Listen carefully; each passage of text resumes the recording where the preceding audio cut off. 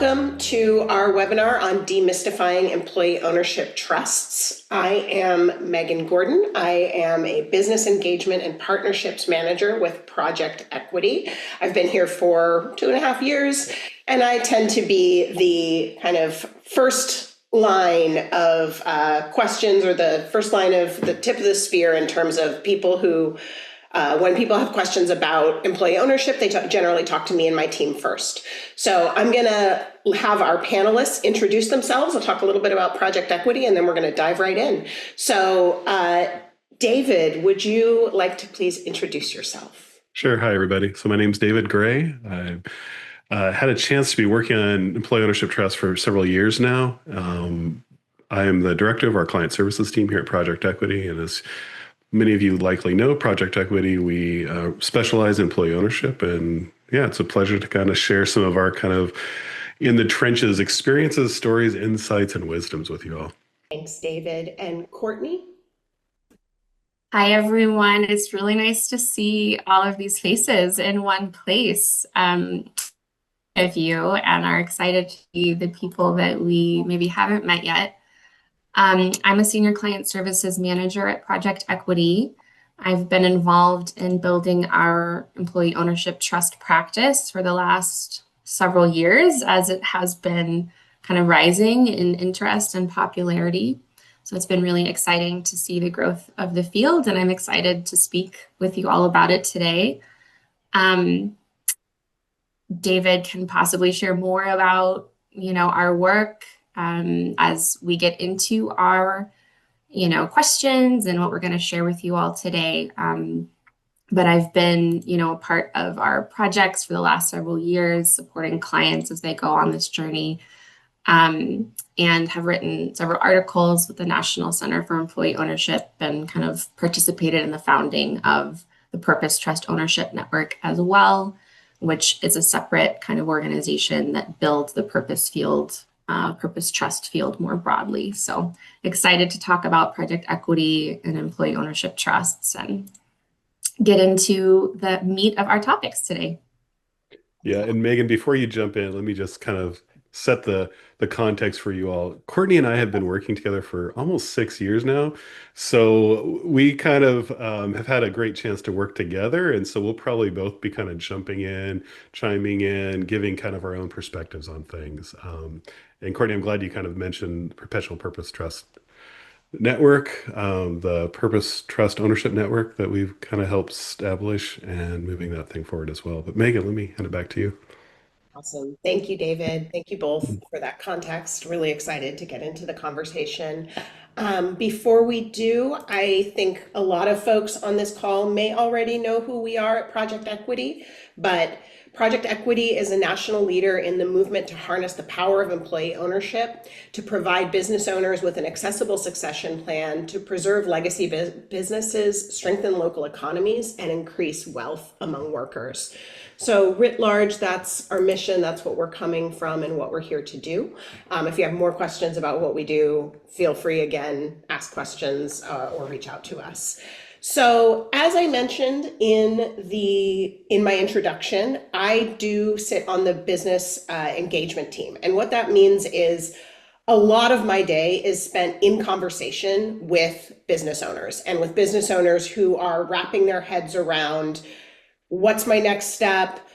Maybe I've heard of employee ownership, maybe I've even heard of EOTs, but I don't know if it's right for me, and I'm not sure if it's the right fit. And they have a lot of questions, and some of them are very unique and tailored to just their business, but there are some kind of broad themes and questions that come up again and again. And when those come to me, I go to the client services team. And so David and Courtney and I have a wonderful rapport that we've built over years of working together.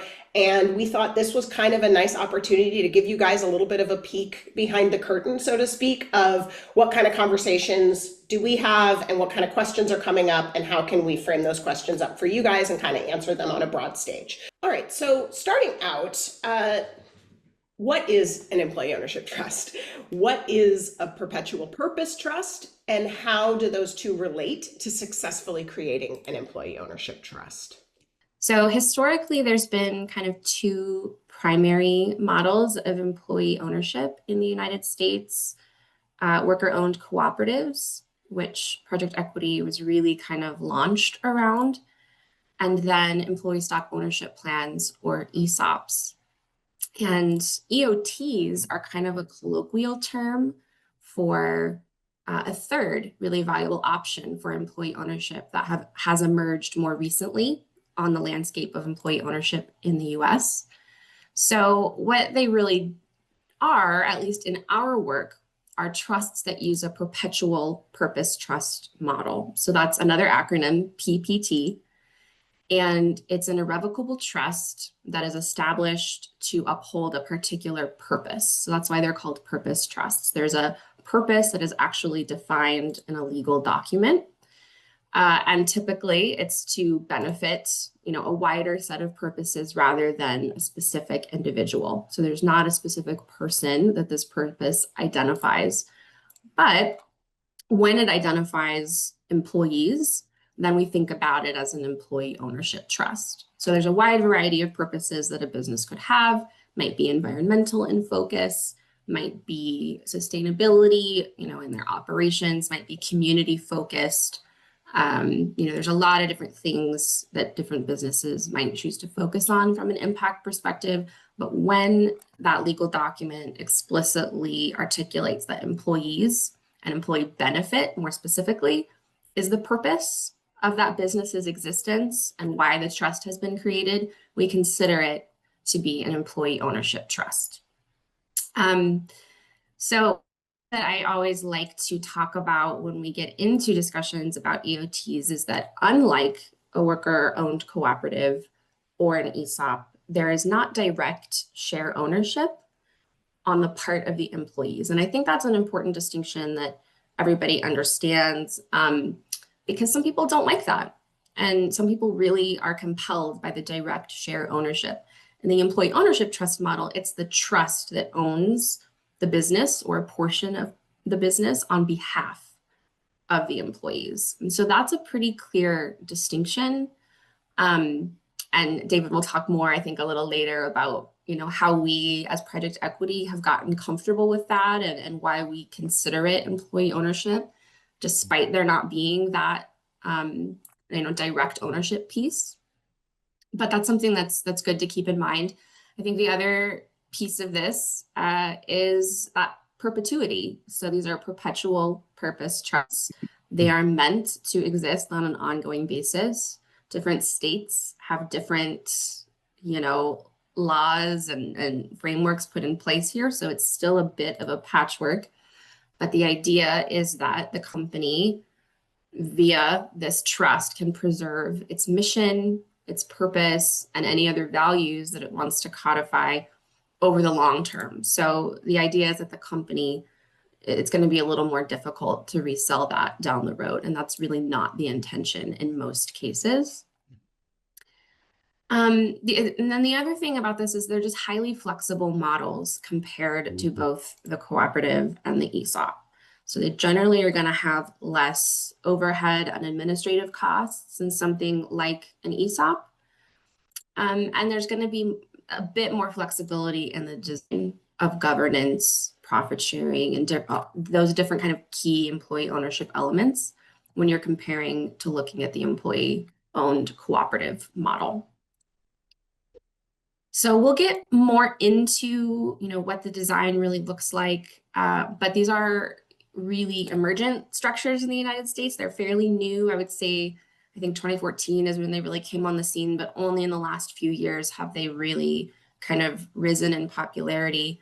That being said, there's a lot of precedent for them internationally. So in the UK, for example, they are the primary form of employee ownership, and there is best practice around some of the design and, how these things function. It's just that they're a little bit newer in the United States. So it's very exciting.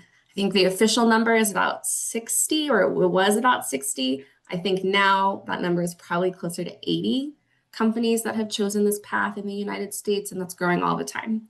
So that's just a quick overview, and I can, deep dive into anything else as we go.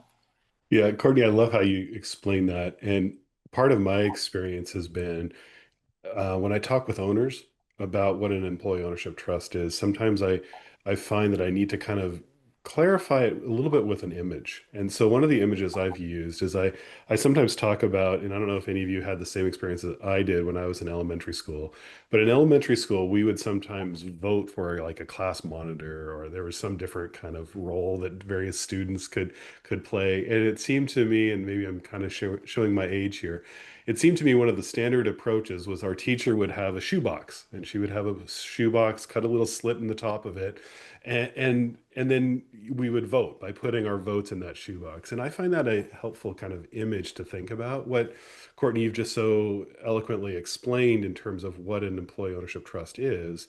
I like to think of that in relationship to this box. And so sometimes I can say, that the trust is represented by that box, that shoe box, and it's got that little slit on the top of it.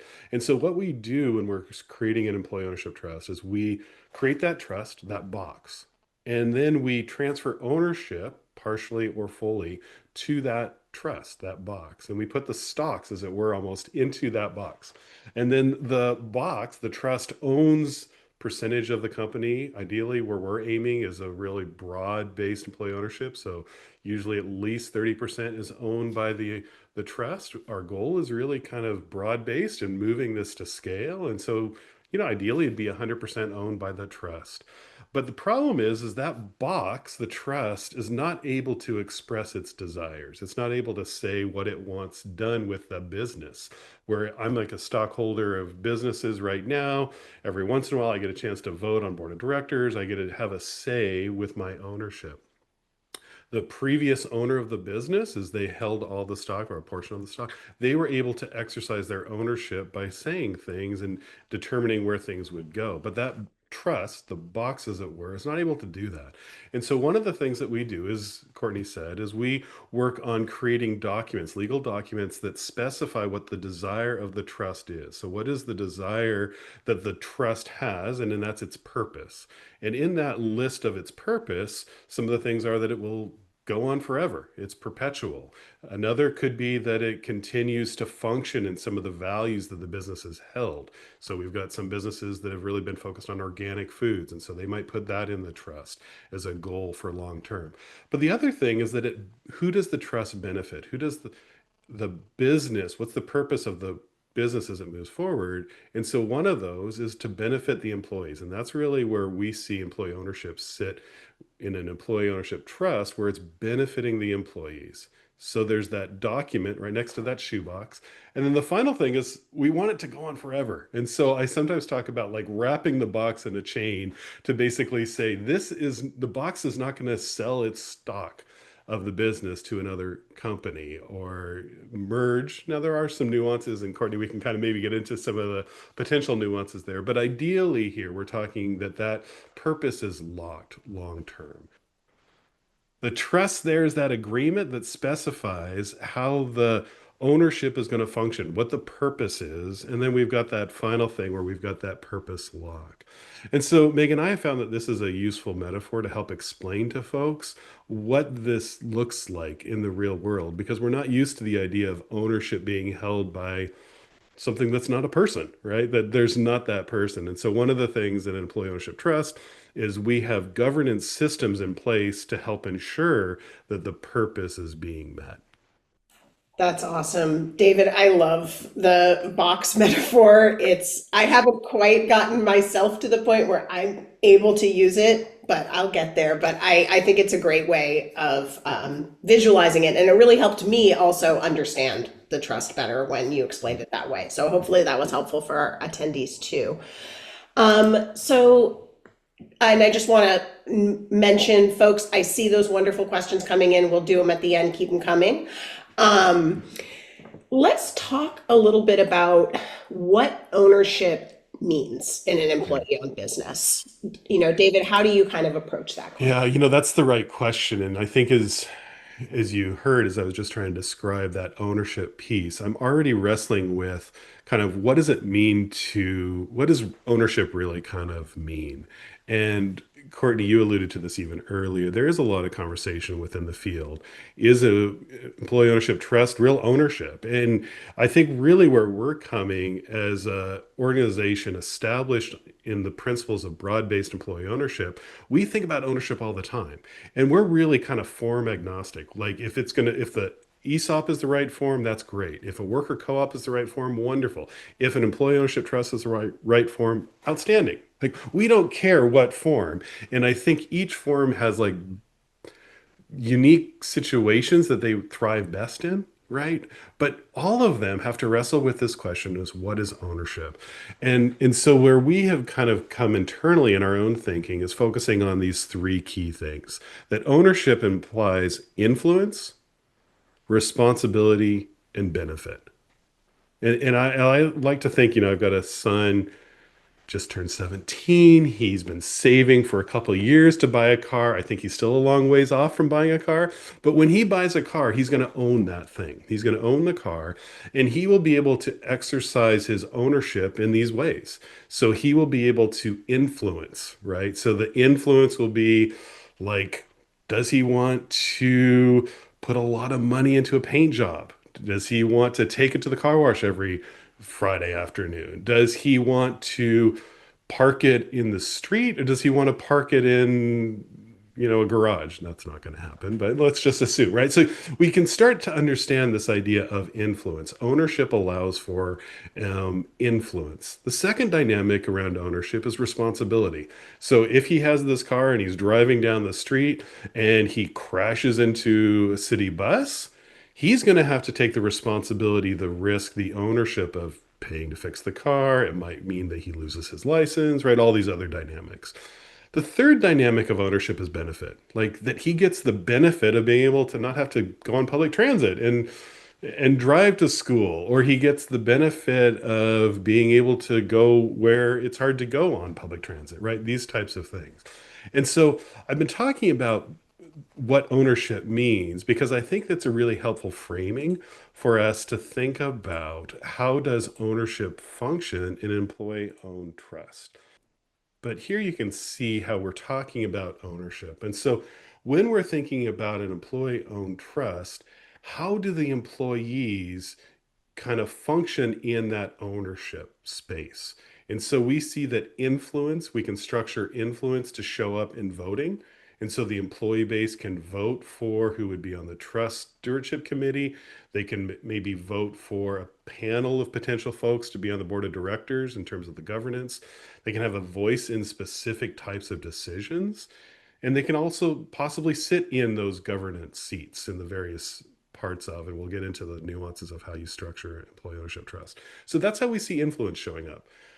Responsibility, the ownership dynamic for the employees really plays out in that they start recognizing that how they show up in the workspace can influence and take on the responsibility of the performance of the business. Is it going to be a sustainable business? Are they going to be able to figure out how to address potential losses or changes in the ecosystem with regard to kind of the economic factors as we've been seeing playing out over the last several years, right?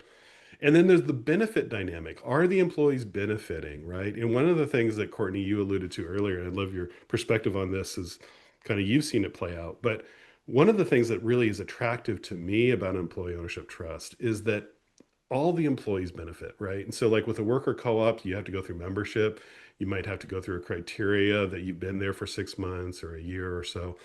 But here with an employee ownership trust, all the employees can get the benefit, but the benefit can be very broad. It could be retirement benefits. It could be reduced work hours. It could be better health care. It could be profit sharing. There's a whole slew of options that benefit can really show up. And part of the thing that's exciting is that the decision can be made to ask what are the best benefits for this subset or this group of the employees or for the broader employees of that, and what could we use to have that benefit show up to also possibly reduce our tax liability, right? So you can kind of think through what's going to play out the best for both the employees and the long-term sustainability of the business. But Courtney, I'd love to hear your perspective on this, as you've also kind of been involved in these conversations as we think about how ownership shows up in an employee ownership trust.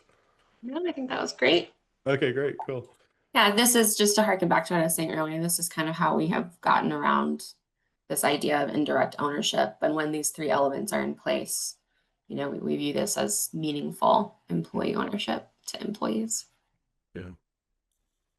That's fantastic. And David, I hope when your son does save up for a car, he gets one as snazzy looking as the one on that slide, because that's Right. a top-notch car. That's great. I really appreciate both of you guys on that. I would say one of the questions that I get asked all the time, and I always punt to you guys, and I think this is a great opportunity to bring it up here, is what does governance look like in an EOT? I would love to open the floor up to you two. It kind of looks complex at first glance. And there are some stakeholders going on, that we need to kind of define and look through. But really, it starts with that ownership piece. So we shift an equity or a portion of equity into the trust. I saw a question come in. Can you just have a portion of equity? Yes, you can absolutely have a partial sale in the employee ownership trust context. And it's fairly straightforward to do so. So you can absolutely put a minority of the company into a trust. And we find that often to be actually a great option for people, because you're kind of locking in your succession, you're building a pathway to majority employee ownership, but you're just starting maybe with 30%, for example. So you can absolutely do that. So then we get this company that's owned either wholly or partially by a trust. And then we've got some other things that we need to create in terms of supporting infrastructure.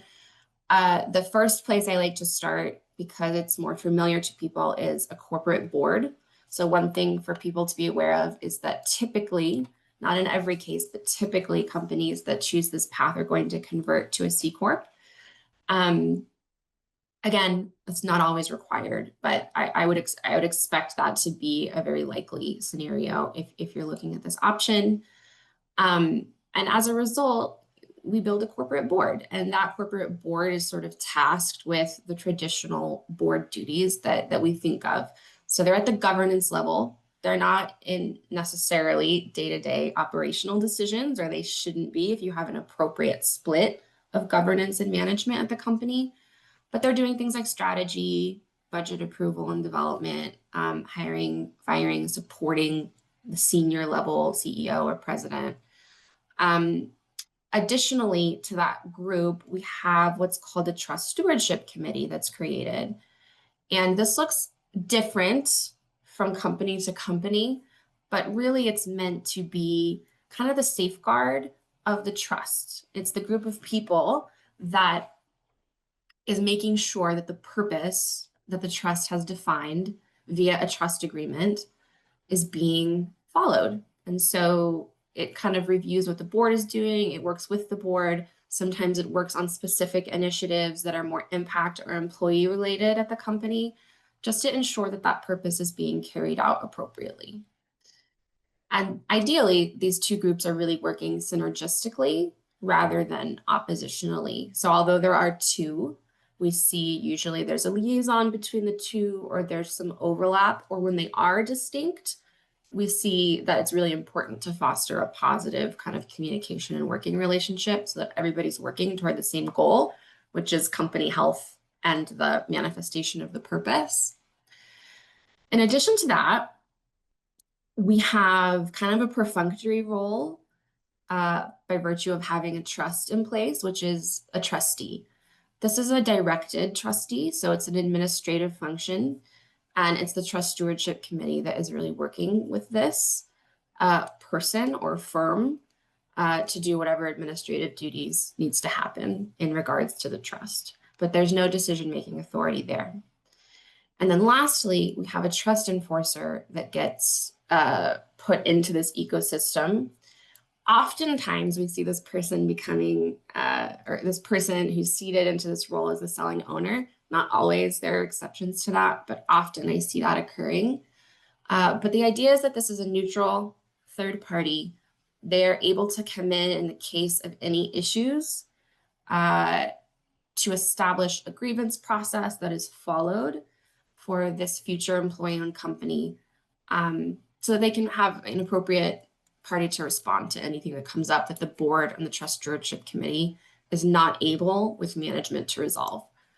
I would say this position is also a bit perfunctory. It's very important. So I don't mean to demean its existence or the people that are in these roles. There has not been, however, a case that I'm aware of where this person has really been engaged in a meaningful way of the EOTs that I'm familiar with thus far. So they might be looking over things, keeping up to date with the goings on of the company and the board and the trust stewardship committee, but they're really just there in the worst case scenario. Now, I would say the other two bodies, the trust stewardship committee and the board, are really great vehicles for broad-based employee participation. And so I also saw a question come in, how do you kind of decide who's on these things? How are these people selected? I think you want to be working with a technical assistance provider who has designed these before. You want to be working with an attorney or set of attorneys who has familiarity with this model. And those people are going to help you do this. But what we like to see at Project Equity on these bodies is typically an election from the employee body to seat the trust stewardship committee. Doesn't always happen right away. Often the founding bodies are appointed just to make sure we've got the right people kind of stewarding the company at the time of conversion. So there's no issues at that time. But down the line, at least, we like to see an election from the employees to the trust stewardship committee. So usually the majority of people on that body are going to be from the employee base. We love to see a mix of management and non-management, but oftentimes these bodies are pretty management heavy in EOTs. And then for the board, those are technically appointed by the trust stewardship committee. You can have some creative ways you go about that appointment process. Some people make it look kind of similar to an election because they really want to instill employee participation. And other people really kind of do a pure appointment process, and it's pretty management heavy. So this is where we get into the flexibility piece, which is not always a satisfying answer, but there is quite a lot of flexibility in how these things get set up.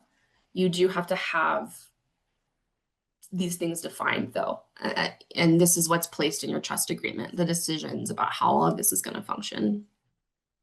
Yeah, and I think, Courtney, one of the things that the reason I started by talking about what ownership looks like is you just kind of alluded to it, Courtney. Part of what we are always asking ourselves, and we're trying to have a kind of context, Megan, when we're thinking about moving into this kind of work, is how is ownership showing up? How is it meaningful ownership for the employees? How does that show up in this system, right? And part of the thing that I've also seen in some of the clients that I've worked with, and I think, Courtney, you've also worked with some of these as well, is how they utilize kind of the selling owners' priorities and their values and how those things can play out here, right? So some of the questions that have come in is, can you do a partial? Yes, you can do a partial. We've also seen progressive sales. And so I can think of some situations where you had a selling owner that was really committed to this process. They wanted to move this forward, but they were like, you know what? I don't need to leave right away. I'm here for a bit. Let's kind of do this based on like a scaffolding approach. Let's set up the systems. Let's let the systems run for a bit, and I'll still be here giving support, giving insight, wisdom, and then I can then move back as it feels that things have really been established, right? So that was like a partial sale. What they did is they helped appoint these situations, like these governing bodies. They had a role in some of these governing bodies. They had sold a percentage of the business. And then after it felt like things had really kind of solidified, they were like, yeah, let's move on to 100% sale here. And so once those systems were functioning. And so one of the things that I like about employee ownership trust is it allows for that flexibility. The other thing that I've seen also show up in some of the situations we've worked with is sometimes owners come with multiple desires out of the sale of their business, right? And so we've already talked about that a bit, right? So say, like, I've started a couple businesses, and like it's it's not like it's a kid, but it's something. And I don't know the right way to describe what it is, but when you've put your heart and soul into something, you've started a business, you're connected to it. You have a commitment to the long-term success of that. And you also want it to be the thing you created, right? Like I created a thrift store down in Southern California. You know, when the fires just ran through Pasadena, Altadena area, I was on the phone with the manager the day those fires were going through. I'm way like I'm in a different nonprofit now, but I cared about it. I cared about the legacy. I've been following the news stories. And so one of the things that I think selling owners bring is this desire for long-term legacy and involvement potentially. And so I've seen some clients where they've said, you know what? This trust stewardship committee is a great opportunity for like me to stay engaged with this business and not have to worry about the nuances of how we're going to deal with this economic challenge or that. And, you know, just kind of letting the business, letting the board of directors focus on the operational health of the business. But the trust stewardship committee is kind of like that big, high level ownership kind of questions. They chime in on strategic key issues, right? So I've got one business in particular I've been thinking about where there was a father that set up this business. It really was based on where he had come from. He was a new immigrant to the States, I think 75 years ago now, but he started this business and it really kind of harken back to a lot of his own heritage. And when he passed away, the family was running the business and they're looking at doing an employee ownership trust because what they're excited about is to be able to always have a family member potentially be on the trust stewardship committee. Not because they want to see any benefit, not because they really want to be making all the decisions, but they want to maintain that kind of relational heritage to the business that really was this beautiful thing that their father put so much of their life into. Yeah. No, that's really helpful, and it kind of inherently leads to the fact that these are really complex and Yeah. there can be a lot of complexity in there. And so I'm curious, when you're looking at EOTs, I mean, just even in the examples you gave, I'm like, wow, I feel like we could go down a million rabbit holes here, but how do you address the variance in the size and complexity that you see in EOTs, and how do you go about kind of right sizing that governance? Yeah, that's a great question. Courtney, you want to take that? You want me to? Yeah, just in the interest of time, I think I would just say there's variation. So some common things I would see are blending of the trust stewardship committee and board. So depending on the type of company you have, you can kind of blend those duties. Um, and there are pros and cons to these approaches. And again, you really do have to understand your transaction structure first before you can really define all of this. And that's why it's important to work with TAs and attorneys. Um, and then I've also seen a real blend of the board with management. Some people really like that, especially in the beginning. But that's kind of all I would say for now. I think it's important just in general to keep the spirit of adaptation. Most of our clients, for example, we work with up to 2 years post transaction. And we like to build in different checkpoints so we can kind of refine policy, change policy Mhm. um, to adapt to whatever's going on at the time. So I'd love to talk a little bit about both profit sharing, how it works, and financing, how we finance. So if you guys could jump into those two, that would be really helpful. Sure. Just to go over profit sharing at a high level, and I did see some questions come in about this. I think, the key distinction here is that, as we all know, in traditional companies, when we're looking at profit sharing, it's tends to be tied to ownership percentage. In the trust kind of system, it's really geared toward employee benefit. And so it's not tied to any kind of personal funds that an employee is putting into the business. And that's one of the key distinguishing factors between a cooperative and a trust as well. There's no buy-in, there's no money that an employee is kind of putting in to the employee ownership trust. There's this term that isn't my favorite, but that is widely used called naked in, naked out. So an employee is not really bringing anything in terms of capital to their employment. They're also not taking anything when they leave. So there's no vested shares, there's no individual capital account that an employee is taking when they exit the business. Um, so each company is going to create a profit sharing policy. Many already have them. And if you do, I think it's important to understand there's not a legal requirement that you change it. That's really part of kind of the conversion process to determine how would be best to adapt that model or create that profit sharing model just to meet the company's kind of individual goals. And we like to see that done at least a little bit in collaboration with employees to understand what they do want. But there are some kind of key things to be thinking about. The first is just the overall profit sharing pool. And that question did come in the chat, how do we know how much to kind of claw back into the company versus distribute to employees? There's no rule here, but we do see people often having sort of a retained earnings policy that might be a percentage of net income or having kind of an account that has to be at a certain threshold before you distribute profit sharing. Those are two common methods. And so, the idea is that we're not distributing 100% of allocatable, net income at the end of the year to employees, but that we are keeping a portion back to reinvest in the business. And I would say common thresholds I see is 25 to 50%. It really does depend, but that's kind of one quick metric to be thinking about. Next, you determine a profit sharing formula. So of the total amount that we're kind of going to be distributing to people, how are we going to do that? In EOTs, I often see a fixed variable there. So everybody gets a certain kind of piece of the pie, but then I also see variable components as well. Might be performance-based, it might be hours-based, might be tenor-based. So it really depends what you want to incentivize. You have to determine frequency. So annual, quarterly, monthly distributions.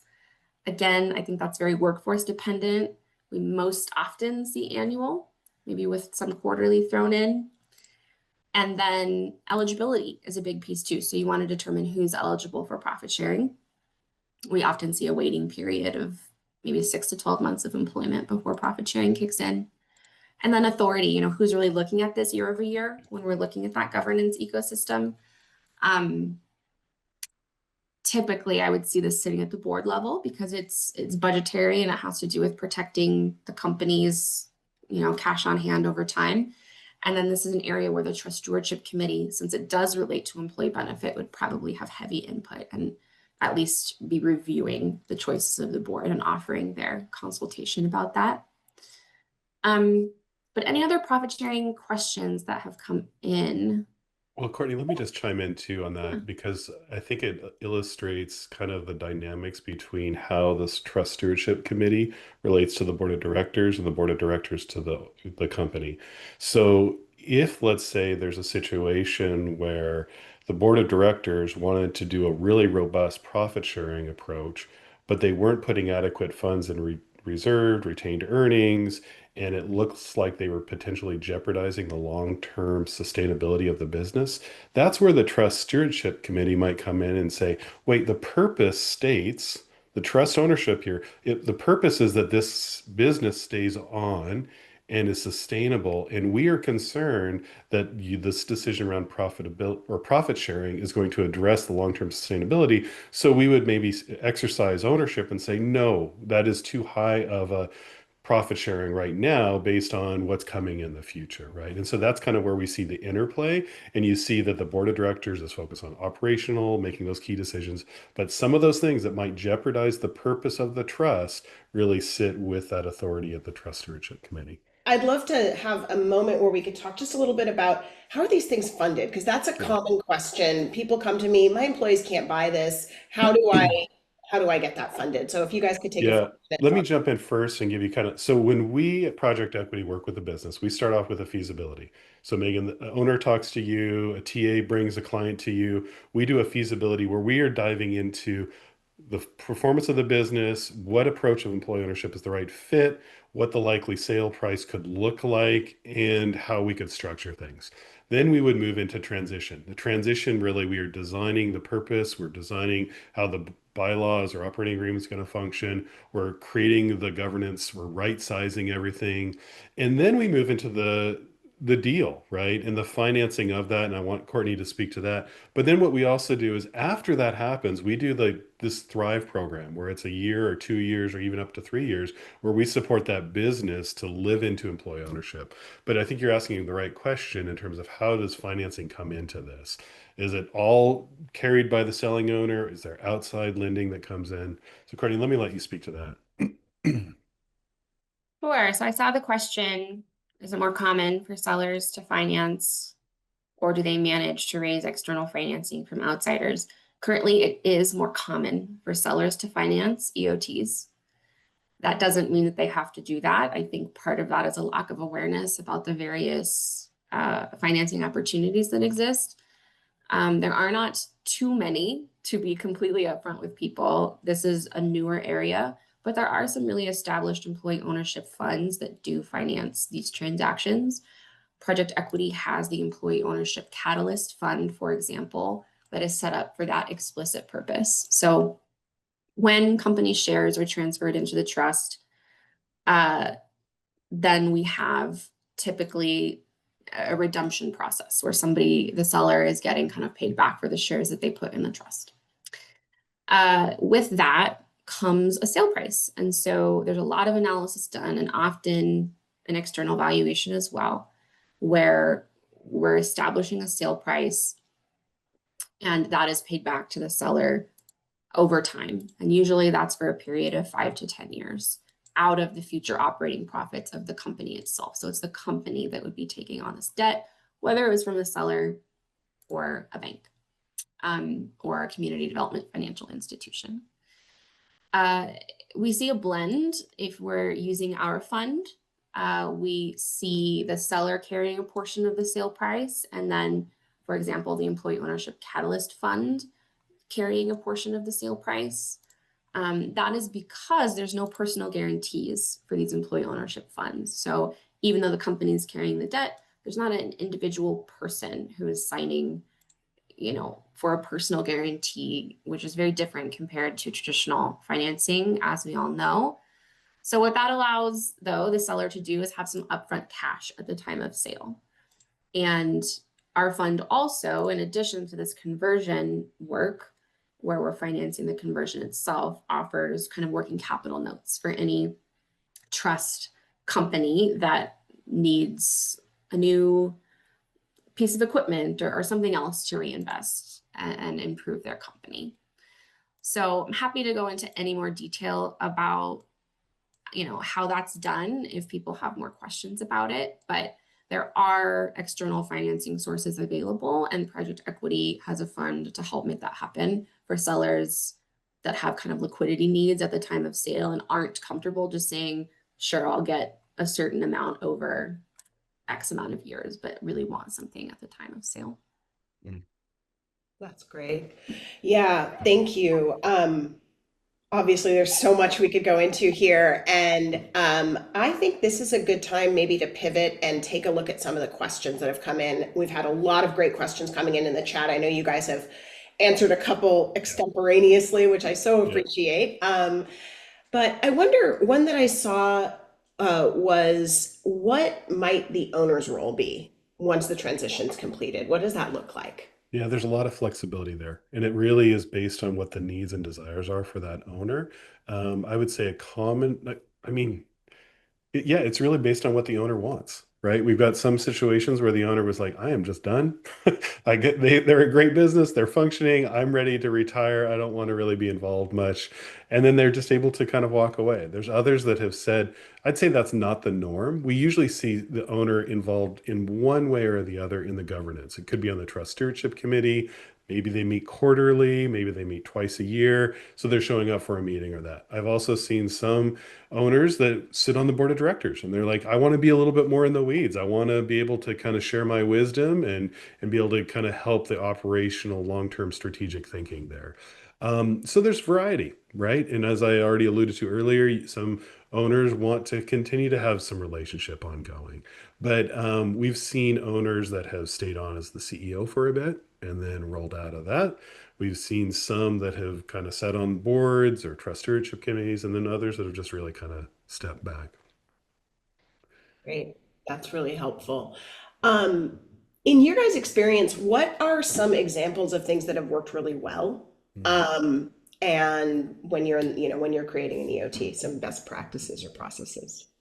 Yeah, I'd love to hear your thoughts here on this, Courtney. But first off, I would say having a team, like that we often call it the transition team. So the attorneys, the CPAs, the transactional support folks like us, having the people that have experience. There's a lot of interest right now. There's a lot of people that are learning stuff, and you don't want people that are trying to figure it out their first time. You want to go with somebody that knows this work, that understands why you want to put a trust in Delaware or an Oregon versus trying to create your own little thing in a state that doesn't have kind of like a robust track record, right?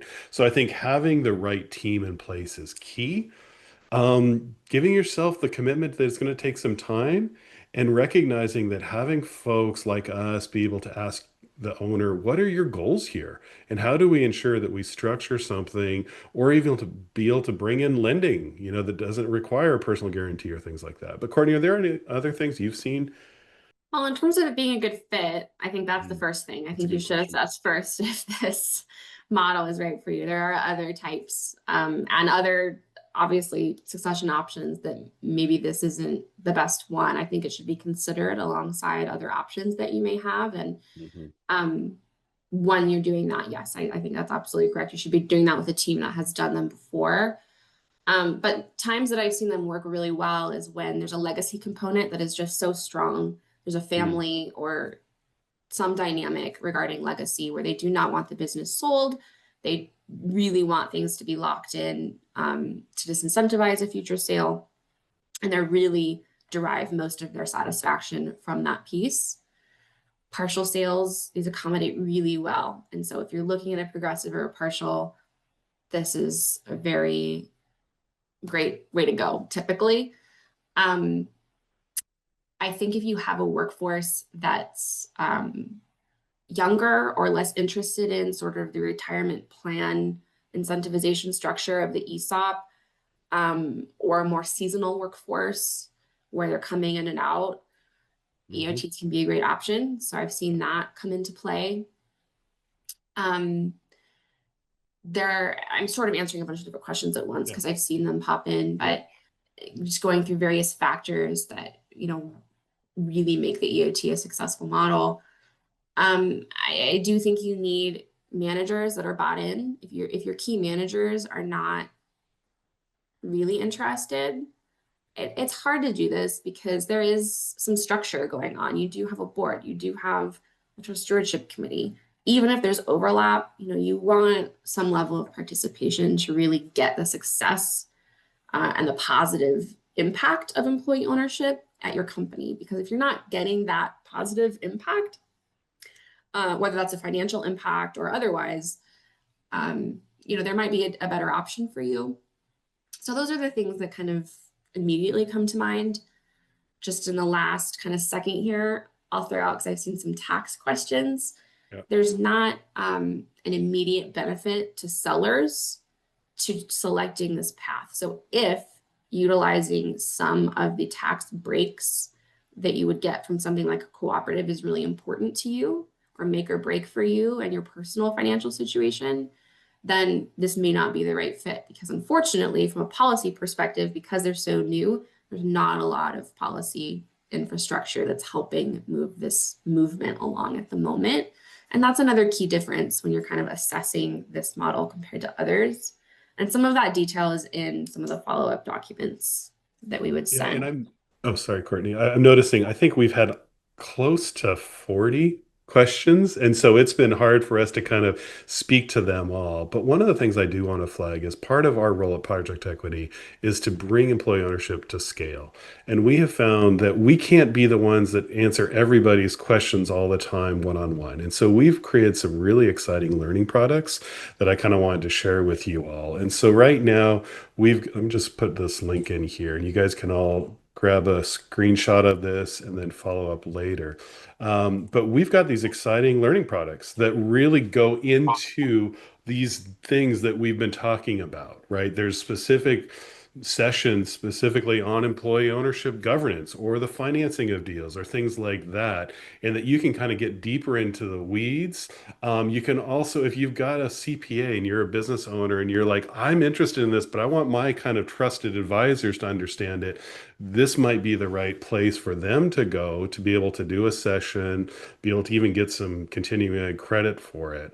So that's something really exciting that I want to make sure we share, because we can't in an hour get to all the questions out there. And that's why we've created this. And we've also got new learning products that are going to be coming out in the near future. I think we've already got 4 of them recorded, and we'll be releasing those in the year to come. Thank you, David. Thank you, Courtney, for the work you guys do and for this conversation, which every time I listen to you guys, talk to you guys, I learn something new about the work, and I really appreciate it.